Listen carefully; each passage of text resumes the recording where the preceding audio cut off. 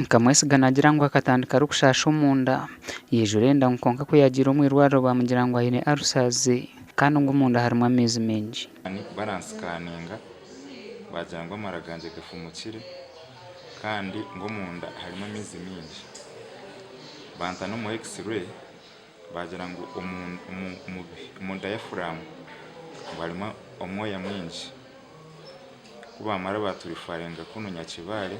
Ubwo hati nkamwesi gashobangirirwa irwariro rya Nyakibare kandi tayine sente zo kushashura bwa nyuma y'abashaho kumushemeza bakamwihamwa amezi n'uburofu bwabire buri omumara bukazo munda n'umushagama.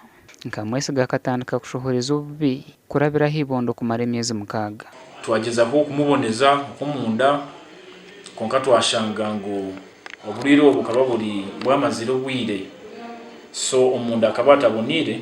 Nkamwesi ganagira ngo hanyuma y'abashaho kumujanjaba akashanga sente ziri kwetengwa mu irwariro shilingi miliyoni 5.97 atazine nuko abanyabuzari kuguze kishaka cye akashashiraho miliyoni 1.69 kandi ubwo hatano bamubanja miliyoni 4.28 n'enkumina akabira kutwabire tuyine tukakaguza nizo naresire byo miliyoni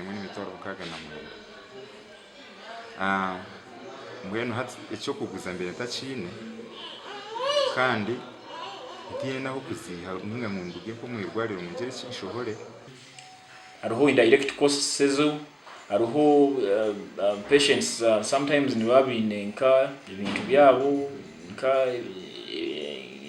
ngitaka ninganka embuzi umuntu agira ngo neza kugiguza kugira ngo meeting hospital bills konka twashanga ngo amosi really akagezaho nawe yayishashuraho on the total bill rero yasigaza shashura miliyoni zinkina. Ahanyuma y'amarago umushija kumara ubwire buringwa gatakagarukire munda ahabwo kuburwa sente zo kushashura umushija ubwo akabona ubuhwezi ukurabira mu kitongore cy'irwariro cya St Charles Nyakibare icyamukwatireho akashashura sente zo kugarura mara munda. Dr. Dennis Muchunguzi umukugu mu kushemeza irwariro rya Karori Nyakibare muri rukunjiri nagira ngo burwiro buno buretwa kakokwa karu kwetwa salmonella oburo kufumura mara kandi hanyuma uburofano bweshuko munda ekiro kumuretera ubuhurizi nyamwinji sabo burwire typhoid fever of course ni buretwa kakoko salmonella typhi or salmonella paratyphi depending on which strain. Dr. Muchunguzi nagira ngo burwiro ubu